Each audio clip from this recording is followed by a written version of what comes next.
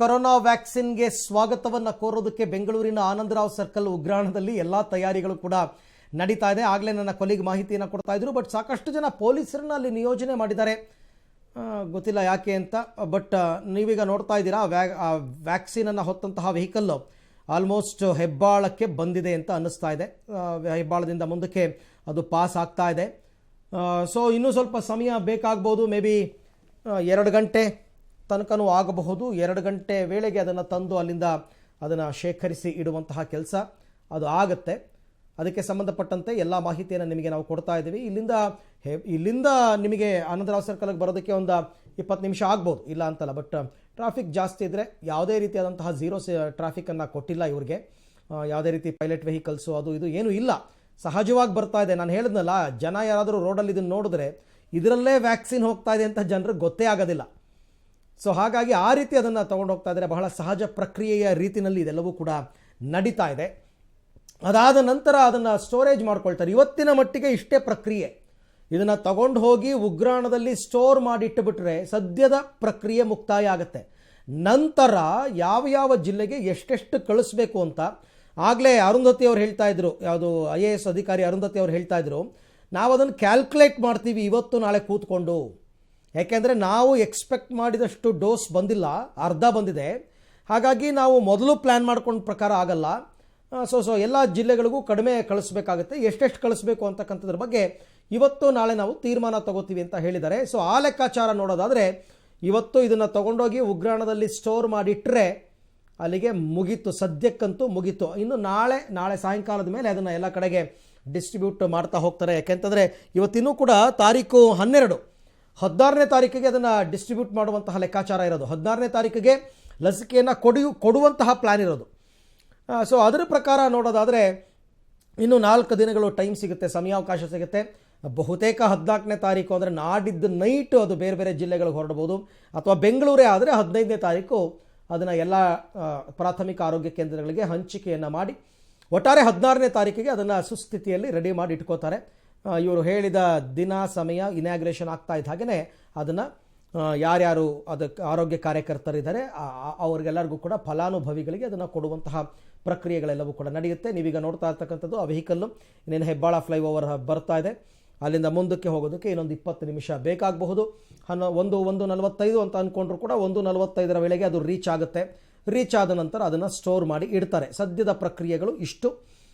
ಬಂದಿರತಕ್ಕಂಥದ್ದು 7,95,000 ವೇಲ್ಸ್ ಬಂದಿರತಕ್ಕಂಥದ್ದು, ಬಾಟಲ್ಸ್ ಬಂದಿದೆ. ಅದನ್ನು ಇವಾಗ ಸ್ಟೋರ್ ಮಾಡ್ತಾ ಇದ್ದಾರೆ. DHO ಶ್ರೀನಿವಾಸ್ ಅವರ ನೇತೃತ್ವದಲ್ಲೇ ಅದನ್ನು ತರುತ್ತಾ ಇರತಕ್ಕಂಥದ್ದನ್ನು ಕೂಡ ನಾವೀಗ ಗಮನಿಸಬಹುದು. ಸೊ ಇಲ್ಲಿ ಇರ್ತಕ್ಕಂಥ ವಿಚಾರ ಏನಂತಂದರೆ, ಇನ್ನು ಮುಂದಕ್ಕೆ ಅದು ಅಧಿಕಾರ ಹಂಚಿಕೆ ಆಗ್ತಾ ಹೋಗುತ್ತೆ. ಏಕೆಂದರೆ ಅಲ್ಲಿ ಆಯಾ ಜಿಲ್ಲಾಧಿಕಾರಿಗಳೇ ಬಂದು ಅದನ್ನು ಅವರ ಜಿಲ್ಲೆಗೆ ಅಲಾಟ್ ಆಗಿರ್ತಕ್ಕಂಥ ನಂಬರ್ಸನ್ನು ತೊಗೊಂಡು ಹೋಗ್ತಾರೋ ಅಥವಾ ಅವ್ರಿಗೆ ಇವರೇ ಕಳಿಸ್ತಾರೆ. ಇಲ್ಲ ಆಗಲೇ IAS ಅಧಿಕಾರಿ ಅರುಂಧತಿ ಅವರು ಹೇಳೋ ಪ್ರಕಾರ ಇಲ್ಲ ಬರಬೇಕಾಗುತ್ತೆ, ಅವ್ರವ್ರ ಜಿಲ್ಲೆಯವ್ರು ಬಂದು ಅವ್ರ ಜವಾಬ್ದಾರಿನಲ್ಲಿ ತೊಗೊಂಡು ಹೋಗಬೇಕಾಗುತ್ತೆ, ನಾವು ಜಿಲ್ಲೆಯವ್ರಿಗೆ ಮಾಹಿತಿ ಕೊಡ್ತೀವಿ ಅಂತ ಹೇಳಿದ್ದಾರೆ. ಸೊ ಅದರ ಪ್ರಕಾರ ಇವರು ಮಾಹಿತಿಯನ್ನು ಕೊಟ್ಟು ಡಿಸ್ಟ್ರಿಬ್ಯೂಟನ್ನು ಮಾಡ್ತಾ ಹೋಗ್ತಾರೆ. ಅದು 16ನೇ ತಾರೀಕು ಎಲ್ಲ ಜಿಲ್ಲೆಗಳಲ್ಲೂ ಏಕಕಾಲಕ್ಕೆ ಲಸಿಕೆಯನ್ನು ಕೊಡುವಂತಹ ಪ್ರಕ್ರಿಯೆಗಳು ಇನ್ನು ಮುಂದಕ್ಕೆ ನಡೀತಾ ಹೋಗುತ್ತೆ. ದೃಶ್ಯದಲ್ಲಿ ತಾವೀಗ ನೋಡ್ತಾ ಇದ್ದೀರಾ, ಬೆಂಗಳೂರಿನ ಕೆಂಪೇಗೌಡ ಏರ್ಪೋರ್ಟ್ನಿಂದ ಬರ್ತಾ ಇರ್ತಕ್ಕಂಥದ್ದು. ಈ ಬಗ್ಗೆ ಮತ್ತಷ್ಟು ಮಾಹಿತಿ ನನ್ನ ಕೊಲೀಗ್ ನಾಗೇಶ್ ಅವರಿಂದ ಪಡ್ಕೊಳ್ಳೋಣ. ನಾಗೇಶ್, ಎಷ್ಟೊತ್ತಾಗ್ಬೋದು ಇನ್ನು? ಅರವಿಂದ್, ಈಗ 5 ರಿಂದ 10 ನಿಮಿಷಗಳಲ್ಲಿ ಆನಂದರಾವ್ ಸರ್ಕಲ್ ಇರುವ ಉಗ್ರಾಣಕ್ಕೆ ತಲುಪಲಿದೆ. ಈಗಾಗಲೇ ಹೆಬ್ಬಾಳ ದಾಟಿ ಮುಂದೆ ಬರ್ತಿರುವಂತದ್ದು ವಾಹನ. ಹಾಗಾಗಿ 5 ರಿಂದ 10 ನಿಮಿಷಗಳ ಕಾಲದಲ್ಲಿ ಉಗ್ರಾಣಕ್ಕೆ ತಲುಪುವ ಎಲ್ಲ ವ್ಯವಸ್ಥೆ ಕೂಡ ಮಾಡಿರುವಂತದ್ದು. ಇನ್ನು 5 ನಿಮಿಷದಲ್ಲಿ ಅಲ್ಲಿ ರೀಚ್ ಆಗುತ್ತೆ ಅರವಿಂದ್. ಓಕೆ, ಸೊ ಇವಾಗೇನು ಹೆಬ್ಬಾಳ ದಾಟಿದೆಯಾ? ಖಂಡಿತವಲ್ಲ ಅರವಿಂದ್, ಈಗಾಗಲೇ ಅಂತಾರಾಷ್ಟ್ರೀಯ ವಿಮಾನ ನಿಲ್ದಾಣದಿಂದ ನೇರವಾಗಿ ಉಗ್ರಾಣಕ್ಕೆ ಹೋಗ್ತಿರೋದ್ರಿಂದ ಇನ್ನ ಹೆಬ್ಬಾಳ ದಾಟಿದೆ. ಇನ್ನ ಕೆಲವೇ 5 ನಿಮಿಷಗಳಲ್ಲಿ ಉಗ್ರಾಣಕ್ಕೆ ವ್ಯಾಕ್ಸಿನ್ ಬಂದು ತಲುಪಲಿದೆ. ಇವತ್ತು ಬಂದಿರುವಂತ ಬೆಂಗಳೂರಿನ ವ್ಯಾಕ್ಸಿನ್ ಏನಿದೆ ಇನ್ನು ಕೆಲವೇ ನಿಮಿಷಗಳಲ್ಲಿ ಉಗ್ರಾಣಕ್ಕೆ ತಲುಪಲಿದೆ Aravind. Okay Nagesh, thank you, ತಮ್ಮೆಲ್ಲ ಮಾಹಿತಿಗೆ ಧನ್ಯವಾದ. ದೃಶ್ಯದಲ್ಲಿ ತಾವು ನೋಡ್ತಾ ಇದ್ದೀರಾ, ನಾವು ಕೂಡ ಅದನ್ನು ತೋರಿಸ್ತಾ ಇದ್ದೀವಿ. ಆ ವೆಹಿಕಲ್ ಬರ್ತಾ ಇರ್ತಕ್ಕಂಥದ್ದನ್ನು ನಾವು ಕೂಡ ಫಾಲೋ ಮಾಡ್ತಾ ಇರೋದನ್ನು ನೋಡ್ತಾ ಇದ್ದೀರಾ ನೀವೀಗ. ಹೆಬ್ಬಾಳ ದಾಟಿದೆ ಅಂತಕ್ಕಂಥ ಮಾಹಿತಿ ಬಂದರೆ ಆನಂದರಾವ್ ಸರ್ಕಲ್ ರೀಚ್ ಆಗೋದಕ್ಕೆ ಇನ್ನೇನು ತುಂಬ ಸಮಯ ಏನು ಬೇಕಾಗೋದಿಲ್ಲ, 5-10 ನಿಮಿಷ ಮೇ ಬಿ ಇರ್ಬೋದು. ಇಷ್ಟೊತ್ತಿನಲ್ಲಿ ಟ್ರಾಫಿಕ್ ಕೂಡ ಇರಲ್ಲ ಜಾಸ್ತಿ. ನಾನು ಆಗಲೇ ಹೇಳಿದಂತೆ ಇನ್ನೊಂದು 5-10 ನಿಮಿಷದಲ್ಲಿ ಅದು ರೀಚ್ ಆಗುವಂತಹ ಎಲ್ಲ ಸಾಧ್ಯತೆಗಳು ಕೂಡ ಇದೆ. ಅದನ್ನು ಸ್ಟೋರ್ ಮಾಡಿ ಇವತ್ತಿನ ಕೆಲಸವನ್ನು ಅವರು ಮುಗಿಸ್ತಾರೆ, ಸ್ಟೋರ್ ಮಾಡಿ ಇಟ್ಕೋತಾರೆ ಉಗ್ರಾಣದಲ್ಲಿ. ಆ ಉಗ್ರಾಣದಲ್ಲೂ ಕೂಡ ನಾವು ಆಗಲೇ ನಿಮಗೆ ಮಾಹಿತಿಯನ್ನು ತೋರಿಸಿದ್ವಿ. ಮತ್ತೊಂದು ವಿಂಡೋದಲ್ಲಿ ತಾವು ಗಮನಿಸ್ತಾ ಇದ್ದೀರಾ, ಉಗ್ರಾಣದ ಮುಂಭಾಗದಲ್ಲಿ ಪೊಲೀಸರನ್ನ ನಿಯೋಜನೆ ಮಾಡಿರ್ತಕ್ಕಂಥದ್ದನ್ನು ಗಮನಿಸ್ತಾ ಇದ್ದೀರಾ. ಸಾಕಷ್ಟು ಜನ ಪೊಲೀಸರಿದ್ದಾರೆ, ಅಲ್ಲಿನ ಸಿಬ್ಬಂದಿ, ಆರೋಗ್ಯ ಕಾರ್ಯಕರ್ತರು ಎಲ್ಲರೂ ಕೂಡ ಇದ್ದಾರೆ. ಅವರೆಲ್ಲರಿಗೂ ಕೂಡ ತರಬೇತಿ ಆಗಿದೆ. ಬಂದಂತಹ ವ್ಯಾಕ್ಸಿನನ್ನು ಯಾವ ರೀತಿ ತಗೋಬೇಕು, ಯಾವ ಥರ ಅದನ್ನು ಸ್ಟೋರ್ ಮಾಡಿ ಇಡಬೇಕು, ಏನು ಎತ್ತ, ಇದಕ್ಕೆ ಸಂಬಂಧಪಟ್ಟಂತೆ ಎಲ್ಲ. ಇನ್ನೊಂದು ಬ್ಯಾಚು ಬೆಳಗಾವಿಗೆ ನಾಳೆ ಬರುತ್ತೆ ಅಂತಕ್ಕಂಥ ಮಾಹಿತಿ ಕೂಡ ಇದೆ. ನಾಳೆ ಬೆಳಗಾವಿಗೆ ಡೈರೆಕ್ಟಾಗಿ ಪುಣೆಯಿಂದ ರೀಚ್ ಆಗುತ್ತೆ ಅಂತಕ್ಕಂಥ ಮಾಹಿತಿ. ಸೊ ಅದರ ಪ್ರಕಾರ ಇವಾಗೆಲ್ಲ ಡಿಸ್ಟ್ರಿಬ್ಯೂಟ್ ಆಗುತ್ತೆ. ಯಾಕೆಂದರೆ ಅದು ತುಂಬ ದೂರ ಆಗುತ್ತೆ. ಬೆಳಗಾವಿಗೆ ಕಳಿಸ್ಕೊಟ್ರೆ ಬೆಳಗಾವಿಯ ಸುತ್ತಮುತ್ತಲ ಜಿಲ್ಲೆಗಳಿಗೆ ಬೆಳಗಾವಿಯಿಂದನೇ ಡಿಸ್ಟ್ರಿಬ್ಯೂಟ್ ಮಾಡಿಬಿಡಬಹುದು ಆ ಲೆಕ್ಕಾಚಾರ. ಯಾಕೆಂದರೆ ಬೆಂಗಳೂರಿಂದ ಬೆಳಗಾವಿಗೆ ತಲುಪಿಸೋದಕ್ಕಿಂತ ನಿಯರ್ ಬೈ 2 ಸೆಂಟ್ರಿಕ್ ಮಾಡ್ಕೊಂಡಿದ್ದಾರೆ. ಬೆಂಗಳೂರು ಒಂದು ಸೆಂಟರು ಮತ್ತು ಇನ್ನೊಂದು ಬೆಳಗಾವಿ ಒಂದು ಸೆಂಟರ್ ಅಂತ. ಅದರ ಪ್ರಕಾರ ಅಲ್ಲಿಗೆ ಅವರು ಕಳಿಸ್ಕೊಡ್ತಾರೆ. ದೃಶ್ಯದಲ್ಲಿ ತಾವೀಗ ನೋಡ್ತಾ ಇದ್ದೀರಾ, ಇನ್ನೇನು ನಿಯರ್ ಬೈ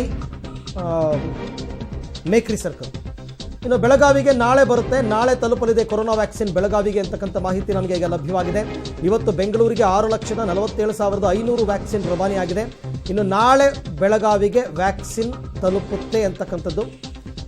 ಸೊ ಬೆಳಗಾವಿ, ನಾನು ಆಗಲೇ ಹೇಳಿದಂತೆ ಬೆಳಗಾವಿಯಿಂದ ಬೇರೆ ಬೇರೆ ಜಿಲ್ಲಾ ಕೇಂದ್ರಗಳಿಗೆ ಹಂಚೋದು. ಬೆಂಗಳೂರಿಗೆ ಇವತ್ತು 6,47,500 6,47,500 ಲಸಿಕೆಗಳು ಬಂದಿದೆಯಂತೆ ಬೆಂಗಳೂರಿಗೆ. ಕೊರೋನಾ ವ್ಯಾಕ್ಸಿನ್ ನಾಳೆ ಬೆಳಗಾವಿಗೆ ರೀಚ್ ಆಗುತ್ತೆ. ಪುಣೆಯಿಂದ ಬೆಳಗಾವಿಗೆ ಫ್ಲೈಟಲ್ಲಿ ಬಂದು ಅಲ್ಲೂ ಕೂಡ ಅದನ್ನು ಸ್ಟೋರ್ ಮಾಡ್ಕೊಳ್ತಕ್ಕಂಥ ಎಲ್ಲ ಸೇಮ್ ಬೆಂಗಳೂರಿನಲ್ಲಿ ಹೇಗೆ ಮಾಡಿದಾರೋ ಅದೇ ರೀತಿಯಾದಂತಹ ವ್ಯವಸ್ಥೆಯನ್ನು ನಿಮಗೆ ಬೆಳಗಾವಿಯಲ್ಲಿ ಕೂಡ ಮಾಡಿಕೊಂಡಿರ್ತಾರೆ. ಮೇಕ್ರಿ ಸರ್ಕಲ್ ದಾಟಿದೆ, ಅಲ್ಲಿಂದ ಆನಂದರಾವ್ ಸರ್ಕಲ್ ತುಂಬ ಏನು ದೂರ ಇಲ್ಲ. ಅಲ್ಲಿಗೆ ಹೋಗೋದಕ್ಕೆ ಇನ್ನೊಂದು 5-10 ನಿಮಿಷ ಬೇಕಾಗಬಹುದು. ನಾವು ಕೂಡ ಅದನ್ನು ಜೊತೆಗೆ ಇದೊಂದು ರೀತಿ ವಿಜಯ ಯಾತ್ರೆ ಅಂತಂದರೆ ತಪ್ಪಾಗಲ್ಲ. ವ್ಯಾಕ್ಸಿನ್ ಯಾತ್ರೆ ಯಾಕೆಂದರೆ ಫಸ್ಟ್ ಟೈಮ್ ಬರ್ತಾ ಇರೋದಲ್ಲ. ನಾನು ಆಗಲೇ ಹೇಳಿದ್ದೀನಿ ಇದರ ಮಹತ್ವ ಏನು ಅಂತ. ಫಾರ್ ದಿ ಫಸ್ಟ್ ಟೈಮ್ ಬರ್ತಾ ಇರೋದ್ರಿಂದ ಇದರ ಮಹತ್ವ ಹೆಚ್ಚು. ಸೊ ಅದರ ಪ್ರಕಾರ ಇವಾಗ ಅದನ್ನು ತರ್ತಾ ಇದ್ದಾರೆ. ಬೆಂಗಳೂರಿಗೆ ಬರ್ತಾ ಇರತಕ್ಕಂಥ ವ್ಯಾಕ್ಸಿನನ್ನು ಇಲ್ಲಿಂದ ನೀವು ನೋಡ್ತಾ ಇರೋದು ಈಗ ಮೇಕ್ರಿ ಸರ್ಕಲ್ ದಾಟ್ತಾ ಇದೆ. ವ್ಯಾಕ್ಸಿನನ್ನು ಇಲ್ಲಿಂದ ಬೇರೆ ಬೇರೆ ಜಿಲ್ಲಾ ಕೇಂದ್ರಗಳಿಗೆ ಇದೇ ರೀತಿಯಲ್ಲೇ ಡಿಸ್ಟ್ರಿಬ್ಯೂಟ್ ಮಾಡ್ತಾರೆ. ಒಂದು ವೆಹಿಕಲ್ನಲ್ಲಿ ಒಂದು ಲೈನ್ ಕಳಿಸಿದ್ರೆ ನಿಮಗೆ ಬೆಂಗಳೂರಿನಿಂದ ರಾಮನಗರ, ಮಂಡ್ಯ, ಮೈಸೂರು, ಚಾಮರಾಜನಗರ ಆ ಕಡೆಗೆ ಒಂದು ವೆಹಿಕಲ್ಗೆ ಒಂದು ಕಡೆ ಹಂಚ್ತಾರೆ, ಮತ್ತೊಂದು ಈ ಕಡೆಗೆ ಒಂದು ವೆಹಿಕಲ್ಲು ಒಂದು ಲೈನ್ಗೆ. ಸೊ ಆ ಪ್ರಕಾರ ಅದ್ರ ಪ್ಲ್ಯಾನ್ ಎಲ್ಲ ಮಾಡ್ಕೊಂಡಿದ್ದಾರೆ ಅವರು. ಆ ಪ್ಲ್ಯಾನ್ ಪ್ರಕಾರ ಅದನ್ನು ಅವರು ಹಂಚಿಕೆ ಮಾಡ್ತಾರೆ.